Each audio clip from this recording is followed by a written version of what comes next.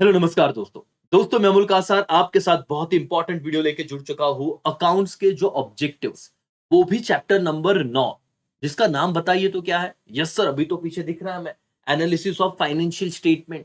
लेकिन बहुत सारे बच्चों को तो अगर ये नाम पीछे नहीं लिखा होता तो पता भी नहीं सर। जिन्हें पता है बहुत अच्छी बात है। दूसरी बात सर, अगर ये चैप्टर अच्छे से नहीं किया ना दोस्तों तो इसके ऑब्जेक्टिव्स बहुत ज्यादा परेशान करते हैं। और 20 में से अगर 1-2 मार्क्स भी गए तो जिन बच्चों का सपना है सर अकाउंट में तो भी हम अच्छे मार्क्स लाएंगे, 100 में से 100, 80 मार्क्स का पेपर 20 मार्क्स कॉलेज वाले दे दे अगर तो अच्छे मार्क्स आ जाएंगे, उनका सपना इस चैप्टर पे आके टूट जाता है। क्योंकि ऑब्जेक्टिव्स बाद में करेंगे होते ही नहीं है। आज मैं आपको सारे ऑब्जेक्टिव विद कंसेप्चुअल अंडरस्टैंडिंग बताऊंगा। इतना लेक्चर आप बहुत आराम से देखिए। प्लीज मुझे ये मत बोलिए कि सर बहुत फास्ट पढ़ा दो यार। मैं पढ़ा सकता हूं दोस्तों, मुझे आ रहा है, लेकिन बहुत सारे बच्चे पहली बार देख रहे हैं। तो उन्हें अगर मुझे ये फील करवाना है कि सर और मैडम आप भले पहली बार देख रहे हो लेकिन ये चीज जो एक बार आपने समझ ली, सबसे इजी चैप्टर आपको ये लगने लगेगा, तो क्या क्या बात होगी? यस और नो? तो मैं तो इस तरीके से ही पढ़ाने वाला हूं कि आपका मेरे साथ ही ये चैप्टर के ऑब्जेक्टिव प्रॉपर कंसेप्चुअल अंडरस्टैंडिंग के साथ लर्न ही हो जाए। क्या आप लोग रेडी हो? बोलो यस और नो। Yes sir. दूसरी इंपॉर्टेंट बात दोस्तों, बहुत इंपॉर्टेंट बात, आप लोगों को आने वाले चैप्टर्स के ऑब्जेक्टिव हमारे एकेसीए एप्लीकेशन पे, अमोल कासार से एकेसीए प्ले स्टोर पे जो है, मैं वहां पे पोस्ट करने वाला हूं। ये जो पीडीएफ दिख रहा है वो भी उसमें रहेगा। क्रैश बैच वाले बच्चों को तो मिलेगा ही मिलेगा, लेकिन अदर स्टूडेंट ये जो एक्स्ट्रा बाद में वो कुछ दिनों बाद तो आ ही जाएगा यूट्यूब पे लाइव। लेकिन आपको इनिशियली अभी रेगुलर चाहिए। आपको एक बैच कोड दिया जाएगा, ठीक है, फ्री ऑफ कॉस्ट, कोई चार्जेस नहीं लेंगे सर उसके लिए। लेकिन वो प्रोसीजर क्या है उसके लिए आपको एक वीडियो देखना पड़ेगा। उस वीडियो को देखे बिना किसी भी नहीं समझने वाला, ऐप डाउनलोड करके कोई यूज नहीं है क्योंकि पता ही नहीं चलेगा क्या करना है। वीडियो कहां पे दिया है सर? डिस्क्रिप्शन में दिया रहेगा, तो वीडियो देखिएगा।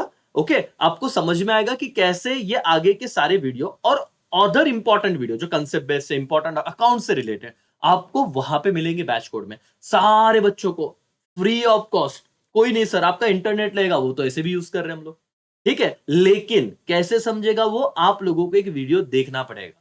How to watch that batch, how to use batch code and use lecture करके, कैसे आपको lecture, sorry use batch code and watch lecture करके, क्योंकि आपको बैच कोड यूज नहीं करते हैं तो लेक्चर नहीं दिखेगा। समझ में आ रहा है दोस्तों? यस, तो अभी हम शुरुआत करते हैं हमारे इस चैप्टर की। चलो मैं आपको सबसे पहले ना बहुत हल्के फुल्के तरीके से ये चीज बताऊंगा। आइए यहाँ पे रिवर्स में शुरू करेंगे। पहले ना इस चैप्टर का हो सकता है आपको सवाल आ जाए, आंसर इन वन सेंटेंस। अब मैं आपको हर एक चीज बहुत ही अच्छे से बताऊंगा, जरा देखना बेटा। सबसे पहला टेक्स्ट बुक का सवाल आपको पूछा जा सकता है कि बताइए state the formula of average stock. चलो पहला ही क्वेश्चन मैं आपको लर्न करवा के देता हूं, ठीक है। What do mean by average stock? तो सिंपल सी बात है सर, आपने कभी ये देखा है ना जब आपने ट्रेडिंग अकाउंट बनाया होगा, क्योंकि ये बहुत प्रैक्टिकल बताना पड़ेगा। तो ट्रेडिंग अकाउंट में आपने क्या लिखते हैं? अब हम शुरुआत में यहाँ पे टू ओपनिंग स्टॉक लिखते हैं कि नहीं? Yes sir. यहाँ पे क्रेडिट साइड को क्या लिखते हैं? बाय क्लोजिंग स्टॉक लिखते हैं कि नहीं लिखते बेटा? यस और नो? यस सर, हम लोग लिखते हैं करके। तो ये दो चीजें नए वर्ड नहीं आपके लिए, समझना। ओपनिंग स्टॉक और क्लोजिंग स्टॉक आपके लिए नया बिल्कुल नहीं है। तो सर एवरेज स्टॉक कैसे निकाला जाता है? तो एवरेज स्टॉक का फॉर्मूला है दोस्तों, opening stock plus closing stock divided by 2। बोलो क्या बेटा? Opening stock plus closing stock divided by 2। अब मुझे बताना, अगर यहाँ पे आपको प्रैक्टिकल सम आएगा ही, मैं आपको बताऊंगा, और इसलिए चैप्टर थोड़ा ना बच्चों को क्या पता क्यों, कंसेप्ट अभी फॉर्मूला आपको समझा। मैंने आपको कहा कि मेरा क्लोजिंग स्टॉक है 10,000। कितना है बेटा? क्लोजिंग स्टॉक है 10,000। ओपनिंग स्टॉक है, ओपनिंग स्टॉक है सपोज टू से 9,000। ओपनिंग स्टॉक कितना है? 9,000। मेरा एवरेज स्टॉक क्या रहेगा? फॉर्मूला से ढूंढ के बताइए। अब आप क्या करोगे? देखो आंसर इन वन सेंटेंस हो रहा है, आपको यही पूछा है कि what are the formula of average stock. और मैंने क्या कहा कि आप इस, ये दो फिगर है आपके पास 10,000 और 9,000, मुझे आप एवरेज स्टॉक निकाल के दीजिए। बताओ फॉर्मूला क्या लिखोगे? Average stock is equal to, मैंने कहा ना बहुत आराम से पढ़ा होगा सर, मैं हर एक चीज आपको इतना डिटेल में करा के दूंगा कि इस वीडियो देखने के बाद आपको चैप्टर नंबर 9 से रिलेटेड कोई डाउट नहीं रहेगा sir. Trust me, liquid asset, quick ratio, net profit ratio, gross profit ratio, सब चीजें आपके एकदम डन हो जाएगी, सारे रेशियोज लर्न हो जाएंगे सर। लेकिन लेक्चर सर बड़ा होगा क्योंकि मुझे बहुत डिटेल में पढ़ाना है आपको, ठीक है सर। तो एवरेज स्टॉक का क्या फॉर्मूला है? Opening stock. ओपनिंग स्टॉक कितना था सर? 9,000। तो लिखिए सर यहाँ पे opening stock 9,000 plus closing stock, closing stock कितना था? 10,000 डिवाइडेड बाय क्या दोस्तों? 2। तो बताइए क्या आंसर आएगा? 9,000 और 10,000, ये कितना हो जाएगा? 19,000 डिवाइडेड बाय 2। तो क्या आंसर आएगा जरा बोलो तो? 9,500 बराबर है कि नहीं दोस्तों? 19,000 डिवाइडेड बाय 2, आंसर क्या आएगा आपका? 9,500। तो ये फॉर्मूला आपको कहीं पर प्रैक्टिकल चीज आ गई और पूछ लिया ना कि बताइए एवरेज स्टॉक कैसे निकलता है, और ये मेरा आपका आंसर भी लर्न हो गया। 1 मार्क्स का सर आंसर, टेक्स्ट बुक में जाइए और टिक कीजिए state the formula of average stock. जब तक आप प्रैक्टिकल करोगे नहीं आपको ना ये समझ में नहीं आएगा। एवरेज स्टॉक अभी कुछ भी कभी भी बोला, क्या रहेगा formula sir? Opening stock plus closing stock divided by 2। Done दोस्तों? यस और नो? Yes sir. अब मैं आपको दूसरा फॉर्मूला समझाता हूं और उसी के साथ 1 सेंटेंस आपका डन हो जाएगा। ध्यान से देखिए दोस्तों। ओके, और आप लोग एक काम कर सकते हो दोस्तों, मैंने कहा ना आप लोग रिवॉर्ड की तरह अभी फिलहाल क्या कर सकते हो, तो सर 1 सेकंड लगेगा, लाइक बटन पे क्लिक करो, उससे ये वीडियो ज्यादा बच्चों तक जाएगा, है ना? और बस इतना तो आप डेफिनेटली कर सकते हैं। मैं देख रहा हूं, मतलब ये मुझे क्लियर समझ में आ रहा है कि दुनिया में कहा जाता है यार क्यों इतना मेहनत कर रहे हो सर बच्चों के लिए, बच्चे तो कोई आपके लिए, है ना, मतलब उनको तो समझ आ रहा है। लेकिन ठीक है भाई, एक चीज कही कही है कि तुम अच्छा ही करो, बाकी ऊपर वाला देख रहा है। चलो सर, क्या है sir? State the formula of cost of goods sold. अब ना ये बहुत दिक्कत देता है, कॉस्ट ऑफ गुड्स सोल्ड का फॉर्मूला कैसे याद रखे सर? अब मैं आपको पहले आंसर दिखाऊंगा और ये कैसे याद रखना है पहले वो भी समझना। दोस्तों जरा ना ये आंसर समझो, कॉस्ट ऑफ गुड्स सोल्ड, लेकिन इसका फॉर्मूला क्या है? Opening stock plus purchase plus direct expense minus closing stock. मतलब सर जरा वापस वापस वापस बताना, क्या क्या क्या बोला? ओपनिंग स्टॉक, देखिए opening stock plus purchases plus direct expense minus closing stock. चलो इसको ना समझते हैं थोड़ा और अच्छे तरीके से। सर ये मेरा ट्रेडिंग अकाउंट है, मुझे बताना मैं क्या निकाल रहा हूं? Cost of goods sold. क्या निकाल रहा हूं? Cost of goods sold. तो मुझे बताओ बेटा कि ये जो है ओपनिंग स्टॉक कहां पे आता है? ट्रेडिंग के डेबिट साइड में, तो ओपनिंग स्टॉक। परचेसेस कहां पे आते हैं? ट्रेडिंग के डेबिट साइड में, परचेसेस। डायरेक्ट एक्सपेंसेस कहां पे आते हैं? ट्रेडिंग के डेबिट साइड में, डायरेक्ट एक्सपेंस। ये कौन सा अकाउंट में बना रहा हूं? Trading account. अब इतना तो आपको पता ही रहेगा ट्रेडिंग अकाउंट क्या रहता है, हाँ सर करके। ट्रेडिंग अकाउंट के डेबिट में ओपनिंग स्टॉक है, ठीक है, परचेसेस है, ठीक है, डायरेक्ट एक्सपेंस है, ठीक है सर। अब मुझे बताओ यहां पे क्या होता है? सेल होता है क्रेडिट साइड को, और क्या होता है? क्लोजिंग स्टॉक भी होता है, क्लोजिंग स्टॉक भी होता है। तो दोस्तों अब ये ट्रेडिंग अकाउंट अगर मैं पूछूं क्या आपको, आपके आंखों के सामने ये जो ट्रेडिंग अकाउंट दिखा है छोटा सा, इसमें से अब फॉर्मूला बनाना है। किसका फॉर्मूला बनाना है? Cost of goods sold. बोलो क्या फॉर्मूला बनाना है बेटा? Cost of goods sold, cost of goods sold. तो क्या करोगे अगर कॉस्ट ऑफ गुड्स सोल्ड निकालना है? तो आप कहोगे सर सिंपल सी बात है, ओपनिंग स्टॉक लो, मैंने कहा ठीक है, प्लस परचेसेस लो, मैंने कहा ठीक है भाई, मतलब डेबिट साइड वाली बात ना, आप कह रहे हो हाँ सर।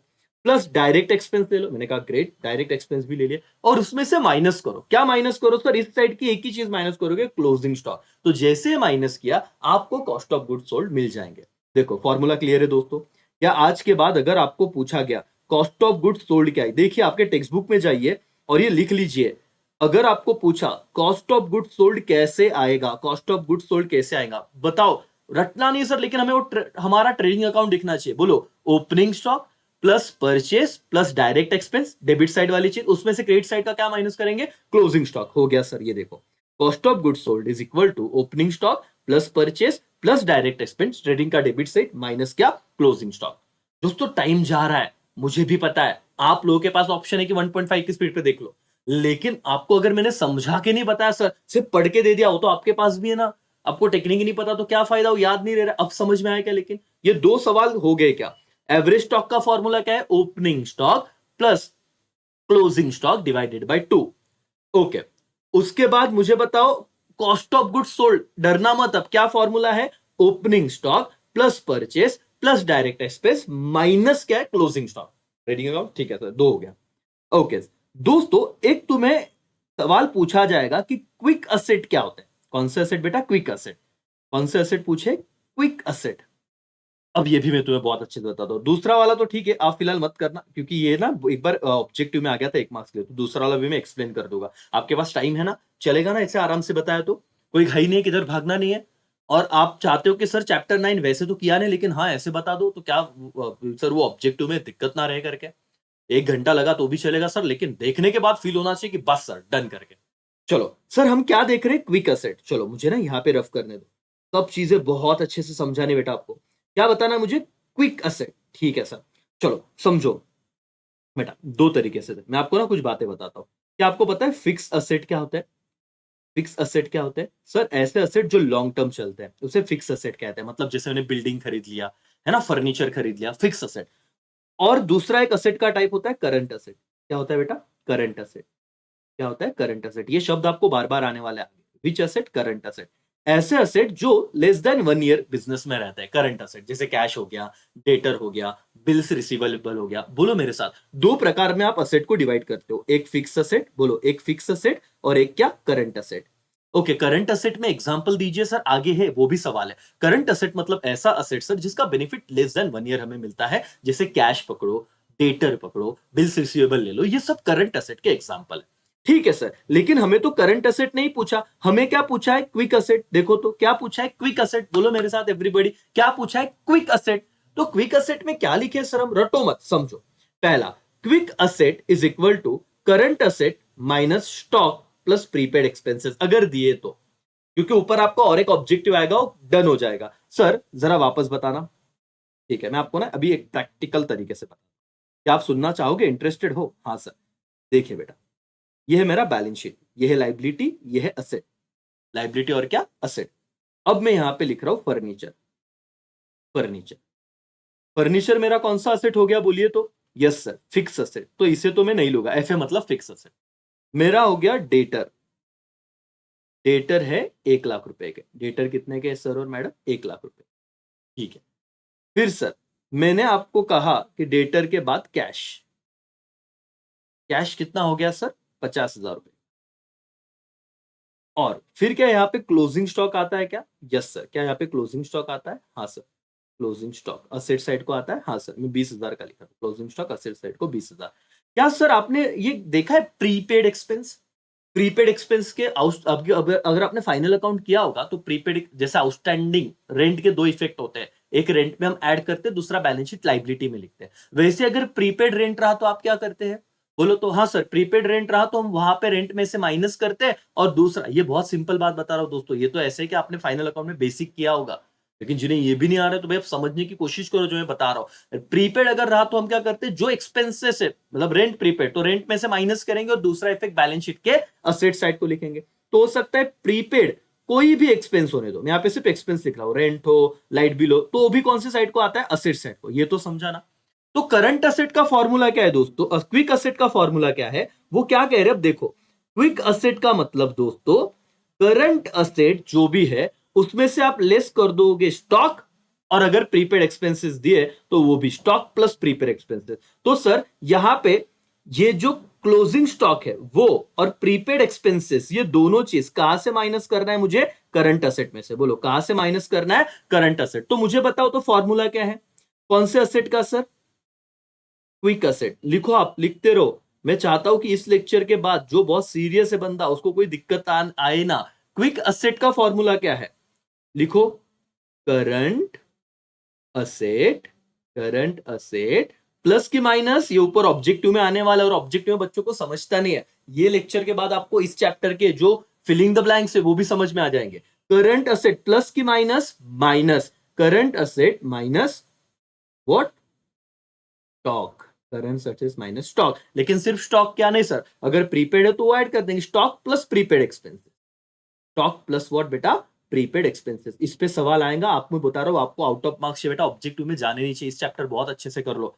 समझ में आ रहा है कि आपको? बोलो यस और नो एवरीवन। मुझे बताओ, क्या क्विक असेट का फॉर्मूला तुम्हें समझा? क्या क्या लिखेंगे सर? करंट असेट में से लेस कर देंगे। क्या कर देंगे? लेस कर देंगे। देखिए यहां पे लेस कर देंगे क्या? Stock plus prepaid. सिर्फ स्टॉक रहा तो स्टॉक ही करो, प्रीपेड रहा तो प्रीपेड ही करो, लेकिन ये दोनों अगर रहे तो दोनों आपको क्या करना है? लेस करना है। स्टॉक प्लस व्हाट बेटा? Prepaid expenses. ठीक है सर। ओके। लेकिन दूसरा फॉर्मूला एक बार देख लो, आगे कहीं ना कहीं काम में आएगा सर वो। चलो, तो क्विक असेट क्या होते हैं सर? क्विक असेट में देखो बेटा, कैश बैलेंस ये करंट असेट है, बैंक बैलेंस ये करंट असेट है, डेटर ये करंट असेट है, बिल्स रिसीवेबल ये करंट असेट है, और क्या? Marketable securities. तो सिर्फ अगर इनका एडिशन करो, सिर्फ अगर इनका एडिशन करो तो उसको भी क्विक असेट बोला जाएगा। मतलब सर इसमें आप लोग वो जो स्टॉक है और प्रीपेड है उसको ऐड ही मत करना। सर बहुत ध्यान से बता रहा हूं, सुनना। और ये सवाल आ गया है शायद पहले 2 एग्जाम में, और बच्चा ना यहाँ पे गलती करके आया और 1 मार्क्स चला गया। जिनको जो बच्चों को 99 मार्क्स मिला ना, 1 मार्क्स इसी चैप्टर के ऑब्जेक्टिव में से गया था। वैसे तो आपको ये वाला फॉर्मूला लर्न हो गया। अल्टरनेटिव है। अल्टरनेटिव क्या है सर? इस चीज को लो ही मत। प्रीपेड और स्टॉक को ना लिया तो क्या लिया जाएगा सर? सारे करंट असेट जैसे कि cash balance, bank balance, debtor, bills receivable, marketable security, ये आपको सीधा दिया जाएगा। नहीं हो रहा है, दिक्कत आ रही, तो एक तो याद रखो, आपको सिर्फ पूछा जाएगा give the formula of quick asset, एक ही फॉर्मूला लो। कौन सा फॉर्मूला लिखोगे? ये वाला जो मैंने पहले किया है। तो और है ना, तो और वाला मत लिखो, मतलब ये वाला मत लिखो। कंफ्यूजन नहीं करते सर अभी फिलहाल। सर तो पहले हम लोग नहीं करने वाले थे, आपका लेक्चर देखे कर रहे, तो बताओ क्या है क्विक असेट का formula? Quick asset is equal to current asset less stock plus prepaid. अगर ये दोनों रहा तो दोनों माइनस कर, इतना याद रहेगा। यस और नो? Yes sir. सर इतना टाइम जा रहा है, थोड़ा फटाफट पढ़ाओ ना। रिस्क लेने का नहीं, फटाफट पढ़ने का बेटा मत देख, है ना। तू पढ़ ले आंसर, ये पीडीएफ देता हूं, और पढ़ेगा वापस भूल जाएगा। तो पढ़ना ऐसे एक बार करना है, कभी टाइम नहीं दिया ना। वैसे तो तुम फाइनल अकाउंट को कितना टाइम देते हो, एनपीओ को कितना टाइम दिया सर? एक एक सम को एक एक डेढ़ घंटा देते बच्चे कभी कभी शुरुआत में। ये तो एक वन स्टॉक एक ही टाइम में सब खत्म होने वाला है, तो प्लीज ध्यान दो। उन बच्चों के लिए बोलना पड़ रहा है जो सर ऐसे लगता है उन्हें कि अरे यार चलो जल्दी। क्विक असेट का फॉर्मूला बोलो क्या है? क्विक असेट का एवरीबॉडी, क्विक असेट बोलो current asset minus stock plus prepaid अगर रहा तो ठीक है।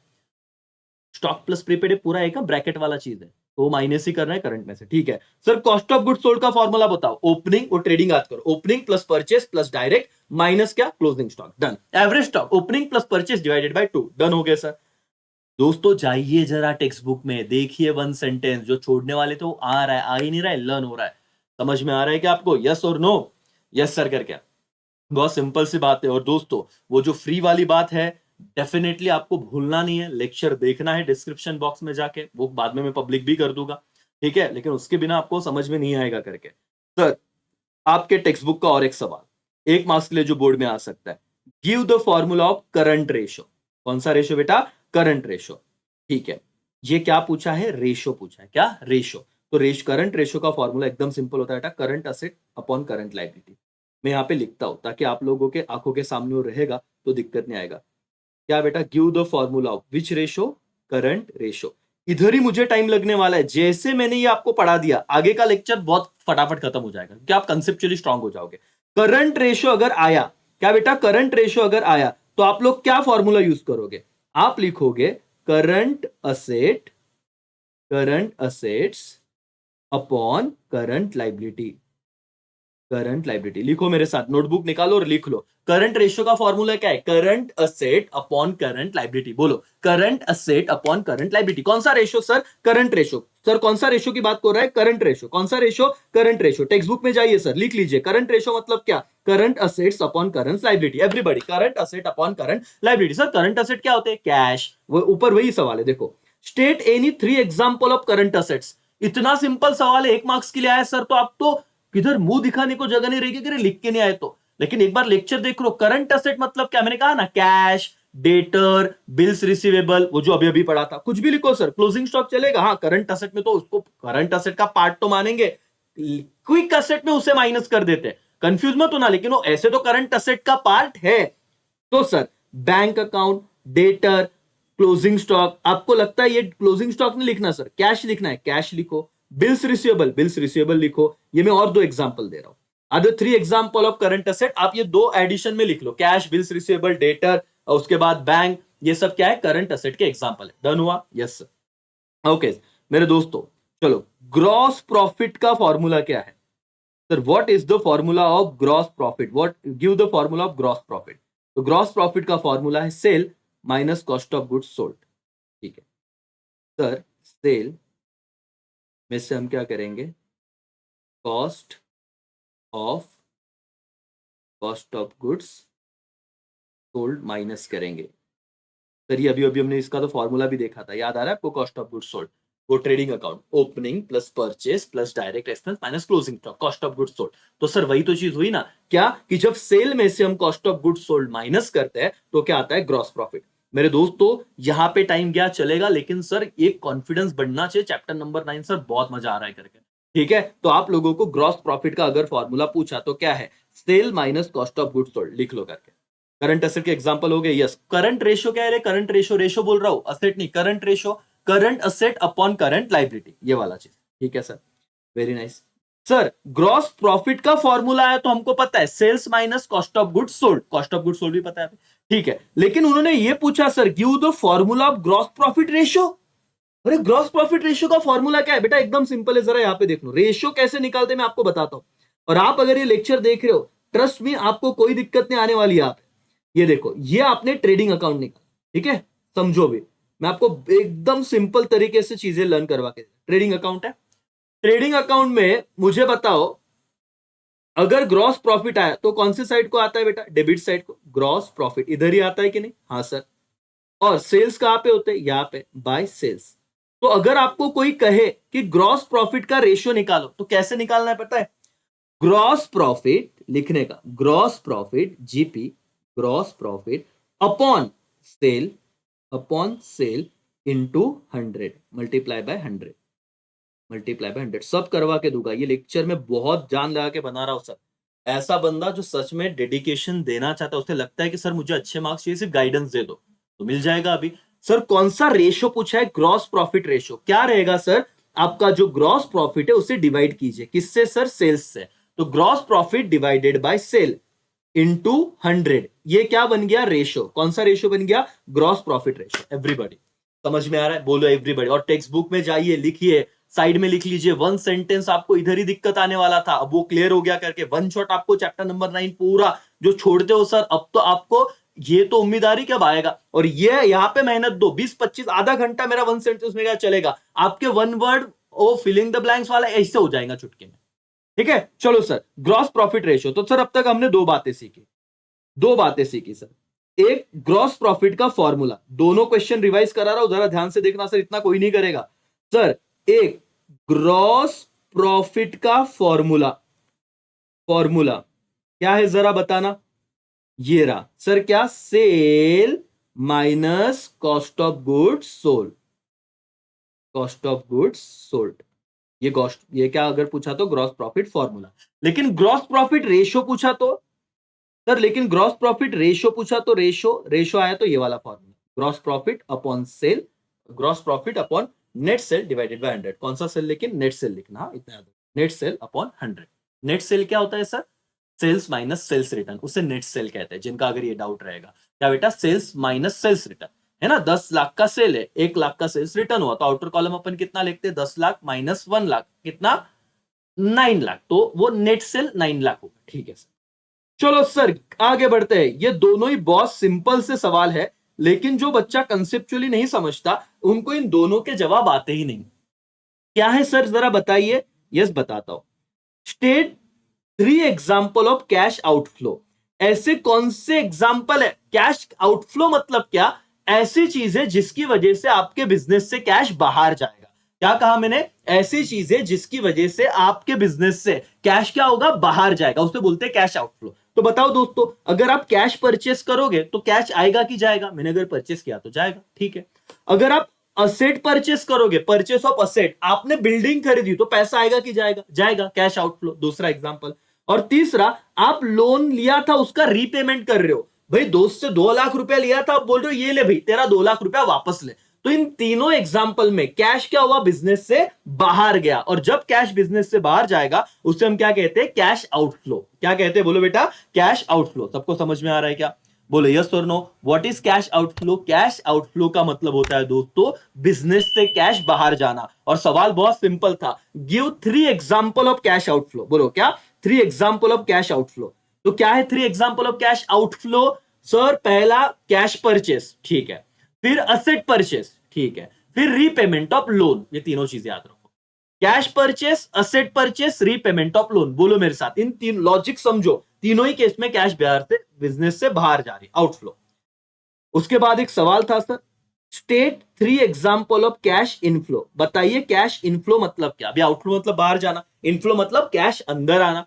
तो बताओ, जब परचेस करते थे तो कैश बाहर जा रहा था, तो हम जब सेल करेंगे तो कैश अंदर आएगा। देखो तो कैश सेल, सिंपल है कि नहीं। दोनों ही क्वेश्चन ध्यान में रखो, आउटफ्लो मतलब कैश बाहर जाना, इनफ्लो मतलब कैश अंदर आना।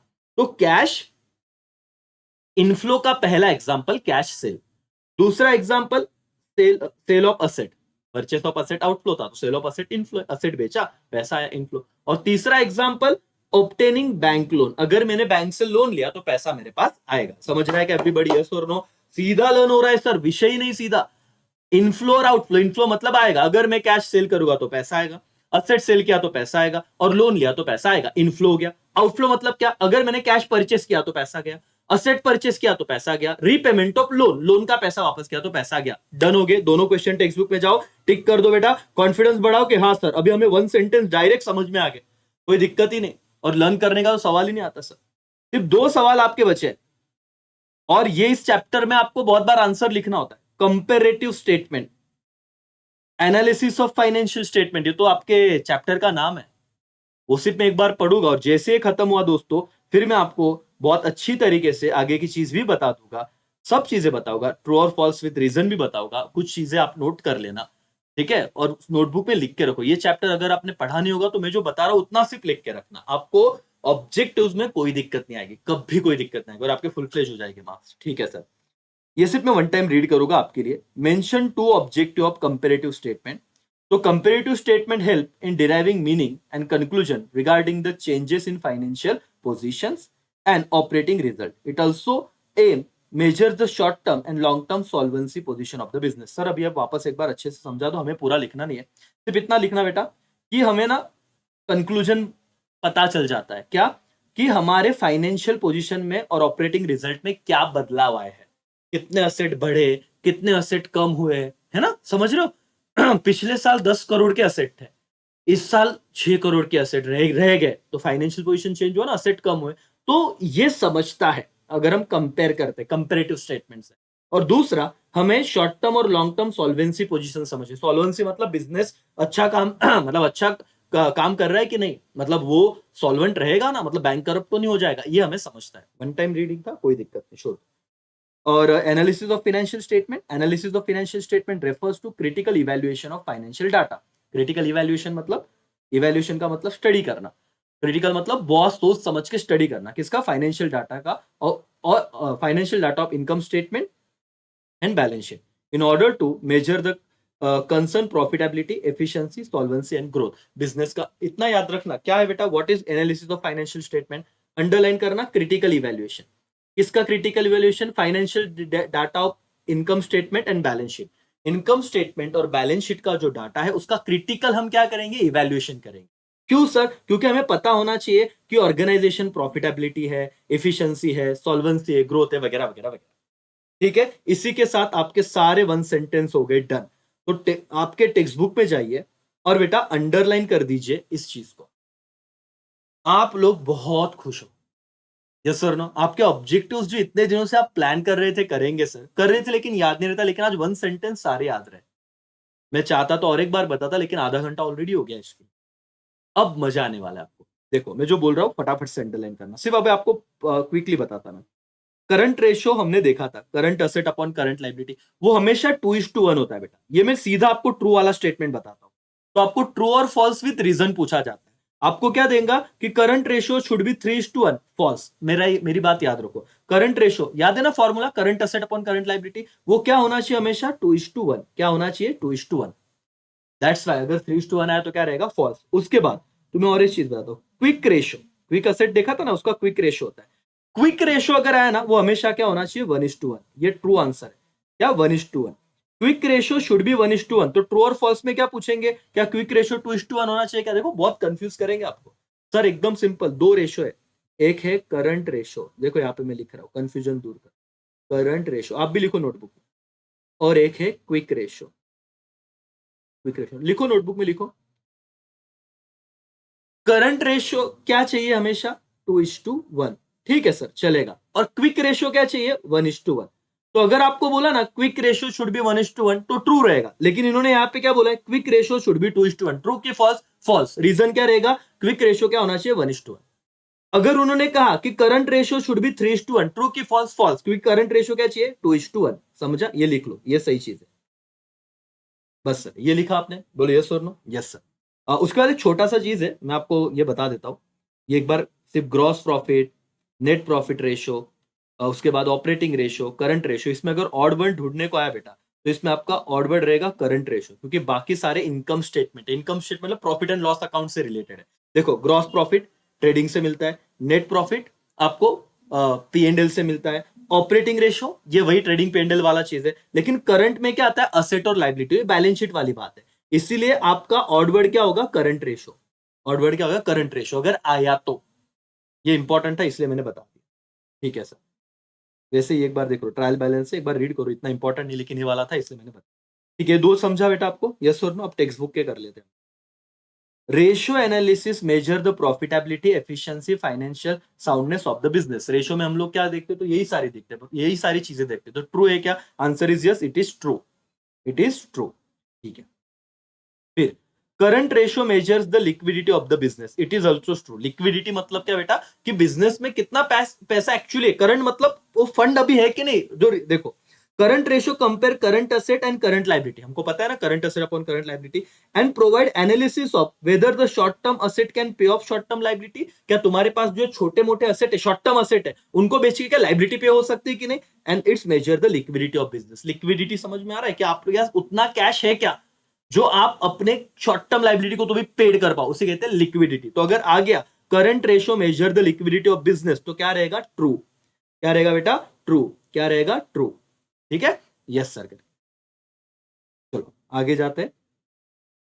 Activity ratio and turnover ratio are the same.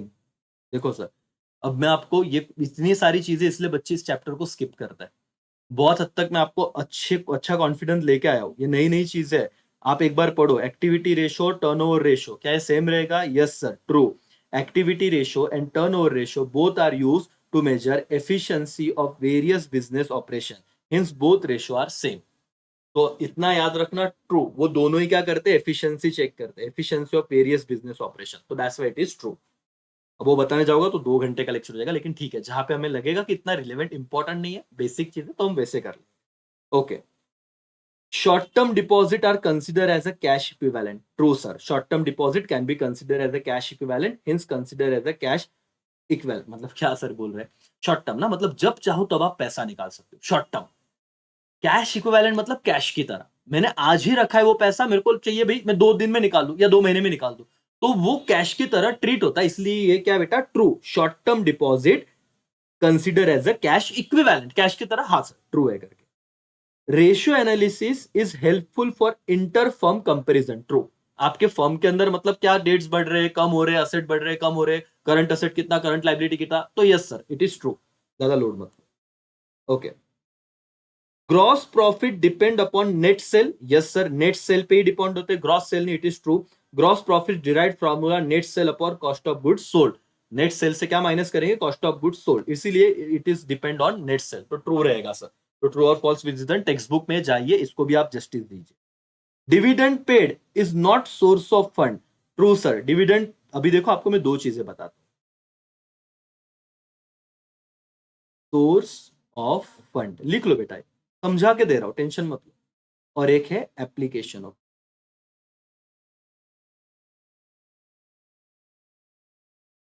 Application of fund. Sir online में ना थोड़ा पेशेंस चाहिए, बाकी कुछ नहीं। सोर्स ऑफ फंड मतलब क्या, जहां से मुझे पैसा मिलता है। और एप्लीकेशन ऑफ फंड मतलब क्या, जहां पे मैं पैसा पे करता हूं, मतलब जहां पे मेरा खर्चा हो रहा है। एकदम सिंपल बात मैं बता रहा हूं।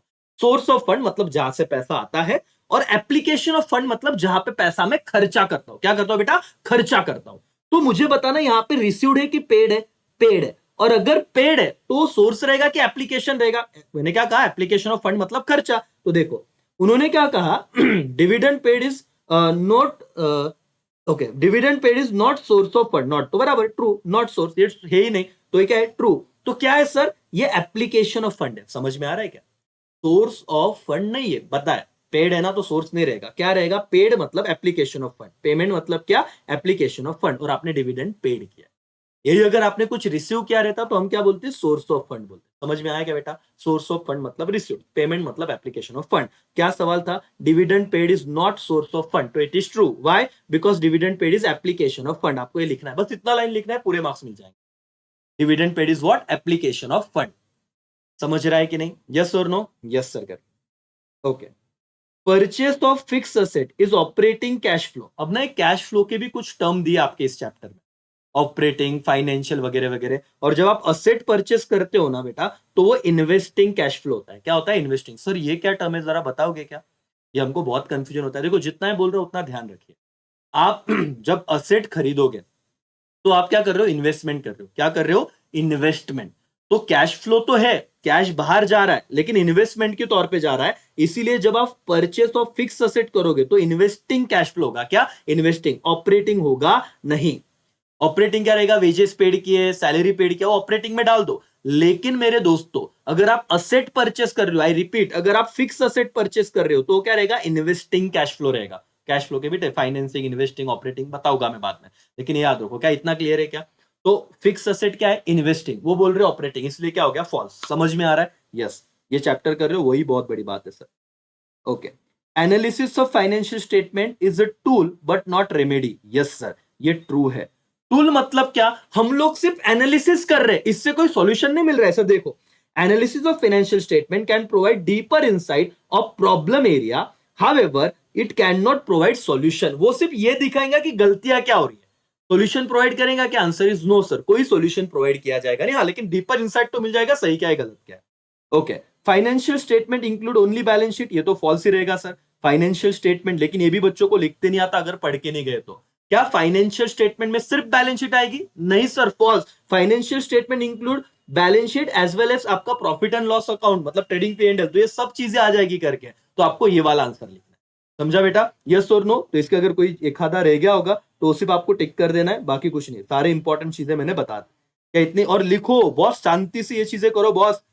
लेक्चर आप बोलोगे सर धन्य हो गया, अच्छा वो आपका लेक्चर देखा, खत्म, मतलब चैप्टर 9 का टेंशन ही हट गया। फिर आपको जो मैंने इंपॉर्टेंट दिया वो चीज करो।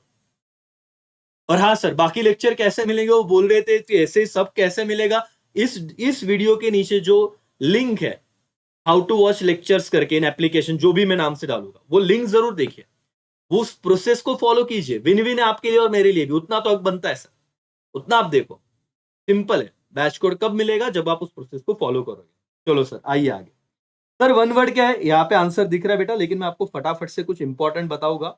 ये मुझे ना ये वाला बताना आपको, ये आंसर रेशियो इसका, लेकिन किस चीज का आंसर है? वन वर्ड क्या है, मतलब क्या लिखा होगा स्टेटमेंट, देखो।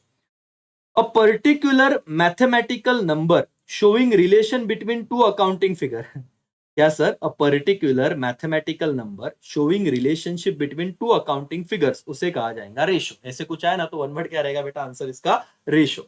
ठीक है, ये भी बताऊंगा, आईएमपी है। कंपेरेटिव इनकम स्टेटमेंट, देखो, the statement showing profitability of two different period, बोले वन वर्ड बताइए। The statement showing profitability of two different period, the statement showing profitability of two different period, उसे कौन सा स्टेटमेंट कहेंगे? Comparative income statement. क्यों income बोला sir इन्होंने? क्योंकि क्या बता रहा है, प्रॉफिटेबिलिटी। प्रॉफिटेबिलिटी, तो अगर ये आया statement showing profitability of two different period, तो आपका आंसर क्या रहेगा, कंपेरेटिव इनकम स्टेटमेंट। बोलो क्या, comparative income statement. Why income? क्योंकि प्रॉफिटेबिलिटी बोला है। ठीक है, तो कंपेरेटिव बैलेंस शीट कब लिखेंगे सर? देखो, the statement showing financial position, क्या दिखा बेटा, financial position up to different period और previous year and current year. तो 2 साल का अगर फाइनेंशियल पोजीशन बता रहा है तो उसे हम क्या कहेंगे, कंपेरेटिव बैलेंस शीट। समझा क्या आपको? 2 वन वर्ड के मैंने आंसर बताए, एक क्या बताया, कंपेरेटिव इनकम स्टेटमेंट, और एक क्या बताया, कंपेरेटिव बैलेंस शीट। 2 आंसर है आपके पास, लेकिन कैसे समझे पेपर में वन वर्ड का यही आंसर है। आप टेक्स्ट बुक आपके साथ है ना बेटा, यस और नो? यस और नो? यस सर करके। तो देखो, अगर उन्होंने क्या कहा, स्टेटमेंट शोइंग फाइनेंशियल पोजीशन, तो आप बोलोगे कंपेरेटिव बैलेंस शीट। 2 साल का फाइनेंशियल, अगर सर हमको समझ गया, लेकिन फिर भी सुनो, 2 साल का फाइनेंशियल पोजीशन अगर बढ़ा है, कंपेयर हो रहा है, तो कंपेरेटिव बैलेंस शीट। और 2 साल का प्रॉफिटेबिलिटी बढ़ा है तो comparative income statement. Done sir, मेरे साइड से तो जो इंपॉर्टेंट था मैंने बताया। Okay, critical evaluation of financial statement to measure profitability, analytical financial statement, वही है बेटा। जब हम लोग प्रॉफिटेबिलिटी देखते तो क्या, एनालिटिक, क्रिटिकल इवेल्युएशन वर्ड आया ना, तो लिखना analytic, analysis of financial statement. आपके आपके चैप्टर का नाम, आपके चैप्टर का नाम, बस, बाकी कुछ नहीं। ये ढोक लो, समझ में आ रहा है क्या? यस और नो? हाँ या ना? अपना स्टूडेंट केटीएचएम कॉलेज में फर्स्ट भी आ चुका है, जो नासिक के बच्चे हैं। और एक रिक्वेस्ट रहेगी, अपने जूनियर्स को जरूर सजेस्ट कीजिएगा दोस्तों। एकेसीए को बस स्टूडेंट का ही सपोर्ट है बस। तो आप जितना अवेयरनेस फैलाओगे, अपने दोस्तों को बताओगे, तो नासिक वाले बच्चे स्पेशली बहुत 10वीं के बाद पूछते हैं किधर क्लास लगा है, और आपको समझ में आ रहा है, आप इतना हेल्प तो डेफिनेटली कर सकते हो। वर्ड ऑफ माउथ में बहुत ताकत होती है, तो ये आप जरूर कर सकते हो, ठीक है। और बाकी चीजें तो मेरे हिसाब से मैं एवरीडे जितना बेस्ट हो उतना कर ही रहा हूँ, ठीक है सर। कुछ वन वर्ड और रह गए, वो बता दीजिए आप। ये देखो बेटा, अभी इतने इंपॉर्टेंट है लेकिन देख लो। The ratio measures the relation between gross profit and net sale. ऐसा कौन सा रेशियो है जो ग्रॉस प्रॉफिट और नेट सेल का, देखो याद आ रहा है, gross profit upon net sale कौन सा रेशियो था? Gross profit ratio. ये हमने अभी अभी किया था, भूल गए रहेंगे तो अभी वापस देखो कि gross profit upon net cell into 100 ऐसे क्या था, कौन सा रेशियो? ग्रॉस प्रॉफिट रेशियो, ठीक है। The ratio that establish relation between quick asset and current liability, या आईएमपी करो बेटा। ऐसा कौन सा रेशियो है जो क्विक असेट और क्विक लाइबिलिटी के बीच में रिलेशन बताता है? तो उसे कहेंगे क्विक रेशियो, एकदम सिंपल। या तो ये तीनों में से कोई भी नाम लिखा तो भी चलेगा, liquid ratio, acid test ratio, कुछ भी चलेगा। क्या sir? Quick asset, Q A, quick asset upon current liability, sorry current liability. ऐसा कौन सा रेशियो है जो क्विक असेट और करंट लाइबिलिटी के बारे में दर्शन दिखाता है? तो ये क्या बेटा? क्विक असेट करंट लाइबिलिटी मतलब क्या? इसको क्विक रेशियो बोल देना, ठीक है sir. Asset which can be converted into cash immediately, IMP. IMP करो, मैं पढ़ रहा हूं, मेरे को समझ में आ रहा है। ऐसे कौन से असेट है, उस असेट को क्या बोला जाएगा जो इजीली किस में कन्वर्ट हो जाएंगे? कैश में। उसे लिक्विड असेट कहेंगे, आईएमपी बेटा। कौन सा असेट? Liquid asset. चलो मैं वापस बोल रहा हूं।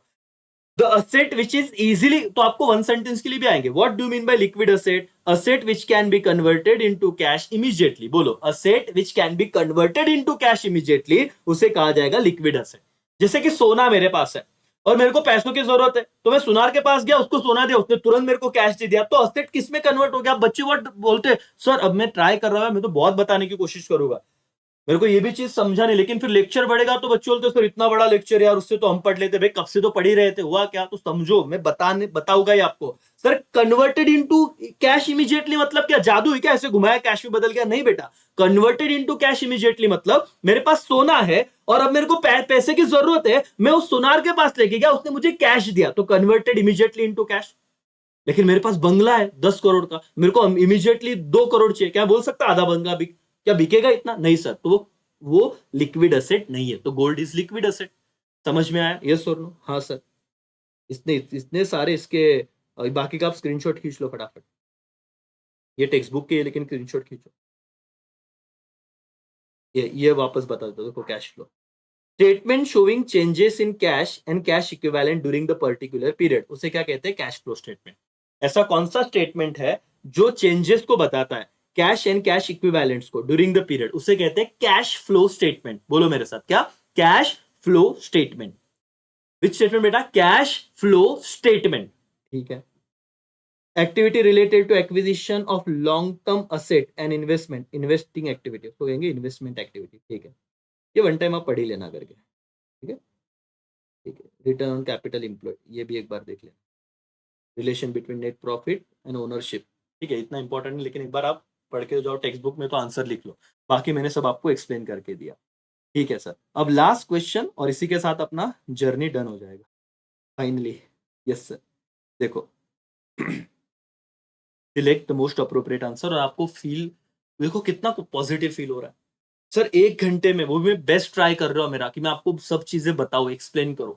जो चैप्टर हम छोड़ रहे थे अभी वो बोलोगे हाँ सर ऑब्जेक्टिव हो गया ना, अब बाकी देख लेंगे।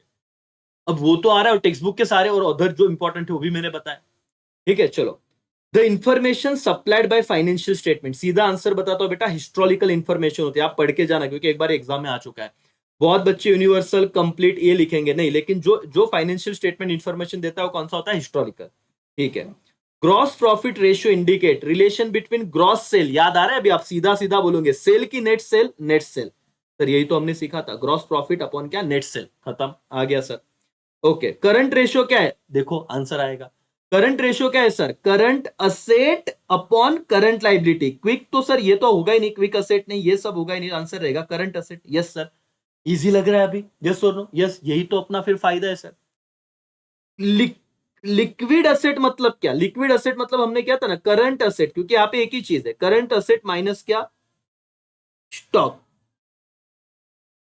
और यहाँ पे और है प्रीपेड, लेकिन फिर वो ना फॉर्मूले के हिसाब से, इसको स्टार मार्क करो फिलहाल। ये अगर सर ब्रैकेट में दे current asset minus stock plus prepaid expenses तो ये सही हो जाता करके, ठीक है। तो यहाँ पे आप स्टार मार्क कीजिए। सर इसका आंसर हम बी लिखे कि सी लिखे फिर? जो हमने फॉर्मूला पढ़ा था बेटा, स्टॉक प्लस प्रीपेड एक्सपेंसेस, ये हम करंट असेट में से माइनस, लेकिन लिक्विड था कि क्या था, क्विक असेट था, एक बार देखो, मैं भी कंफ्यूज हो गया। एक मिनट सर, वो क्या था जरा अपन चेक करके आएंगे। वो मेरे हिसाब से सर ये वेरी वेरी आईएमपी करो बेटा, अगर मैं यहाँ पे कंफ्यूज हुआ तो आप तो डेफिनेटली हो सकते हो, और ये चैप्टर इसलिए फिर गला देता है एक मार्क्स। यहाँ पे उन्होंने लिक्विड असेट बोला, क्या कहा है बेटा, लिक्विड असेट। और हमने जो पढ़ा था, देखो आपको भी ये लगा होगा ना, स्टॉक माइनस वो क्या था, वो जाके देख के आते हैं सर। वो मेरे हिसाब से ना क्विक असेट था, शायद से क्विक असेट था। यस सर, बहुत कंफ्यूजन है सर ये तो फिर। हाँ तो इसलिए तो मैं आपके सामने, ये देखो, यस यस यस, ये देखो दोस्तों, क्विक असेट में हमने देखा था current asset minus stock plus prepaid, याद है, यस क्विक असेट। अरे बाप रे, अच्छा हुआ सर लेक्चर देख रहे करके। और देखो भैया आईएमपी कर लो इसको, मतलब ये अगर आया ना इज्जत से मार्क्स लेके जाएगा सर। क्विक, और ये क्या था सर, ये दिखाओ तो, मतलब टेक्स्ट बुक में आप हो ही, ये क्या था जरा बताओ। ये लिक्विड असेट है, क्या पूछा है, देखो बेटा लिक्विड असेट। तो लिक्विड असेट का आंसर क्या होगा, current asset minus stock only, बस। अरे बाप रे, बच गए।